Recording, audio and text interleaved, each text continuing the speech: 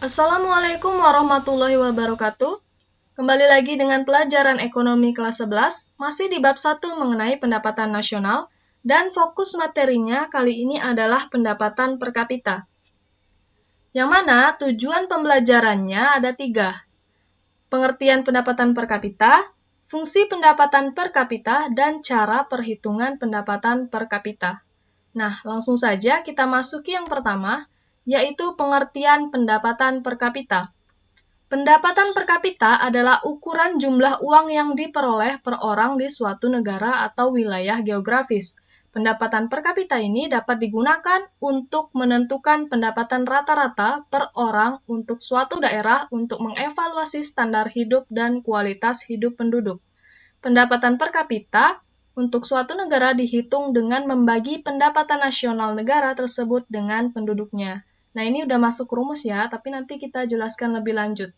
Jadi, kesimpulannya adalah pendapatan per kapita ini adalah rata-rata pendapatan masyarakat suatu negara dalam kurun waktu tertentu, biasanya dalam kurun waktu 1 tahun.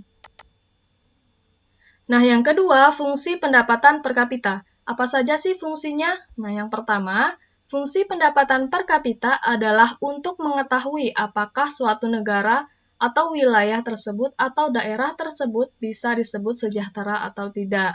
Nah, artinya semakin besar pendapatan per kapita suatu daerah, maka semakin makmur daerah tersebut. Bagaimana cara memperoleh pendapatan yang besar tersebut? Caranya adalah diperlukan sikap kerja keras, tekun, cermat, kreatif, dan jujur. Nah, jadi dari sikap tersebutlah kita bisa mendapatkan aset penghasilan yang tinggi dan tentu saja pengaruhnya pada pendapatan per kapita suatu daerah. Akan tetapi tidak hanya itu, pengukuran pendapatan per kapita juga berguna dalam menilai keterjangkauan suatu daerah. Nah, ini maksudnya apa? Maksudnya adalah apakah suatu daerah tersebut telah merata pembangunannya. Contohnya, di daerah kota dengan daerah desa itu kan pembangunannya tentu berbeda ya. Nah, jika memang pembangunannya itu merata, maka daerah tersebut bisa dikatakan makmur. Jadi, sama antara kota dan daerah itu aksesnya itu dipermudah. Jadi, misalnya di kota dibangun suatu bangunan yang tinggi kayak kantor, bisa juga jembatan. Nah, di daerah juga sebisa mungkin dilakukan seperti itu agar makmur masyarakatnya dan merata. Nah, pendapatan per kapita dapat membantu menentukan apakah terjangkau tidaknya harga perumahan oleh rata-rata keluarga.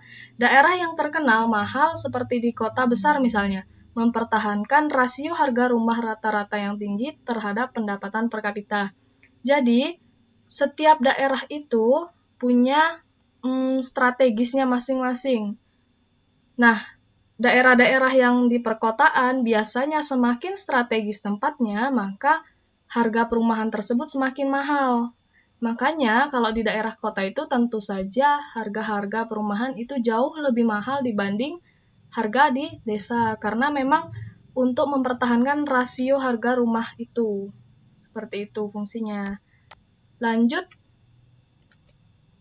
di sini ada pendapatan per kapita di ASEAN tahun 2014. Nah, Indonesia itu nomor 1 ya. Masih nomor 1 pada tahun 2014, yaitu sekitar 3.630 US dollar. Dan sampai ke 10 itu Kamboja yang paling di bawah ya, 1.020 US dollar per kapita. Artinya ini dalam waktu 1 tahun. Ini pendapatan per kapitanya. Nah, cara penghitungan pendapatan per kapita itu bagaimana? Nih, adapun rumus penghitungan pendapatan per kapita yaitu sebagai berikut. Pendapatan per kapita sama dengan sigma pendapatan nasional per sigma penduduk. Artinya sigma ini adalah jumlah. Jadi jumlah pendapatan nasional dibagi dengan jumlah penduduk. Contohnya, pendapatan nasional Indonesia pada tahun 2015 sebesar 450 triliun, sedangkan jumlah penduduknya adalah 225 juta. Maka besarnya pendapatan per kapita Indonesia yaitu, tinggal dimasukkan saja rumusnya pendapatan per kapita yaitu sigma GNP per sigma P. GNP ini adalah pendapatan nasional dan P ini adalah penduduk. tinggal kita masukkan pendapatannya berapa. GNP-nya 450 triliun dan penduduknya itu 225 juta, maka didapatlah hasil 2 juta. Jadi pendapatan per kapitanya yaitu 2 juta US dollar. Nah, setelah ini adapun perhitungan yang lain, nanti kita contohkan yang lain lagi ya.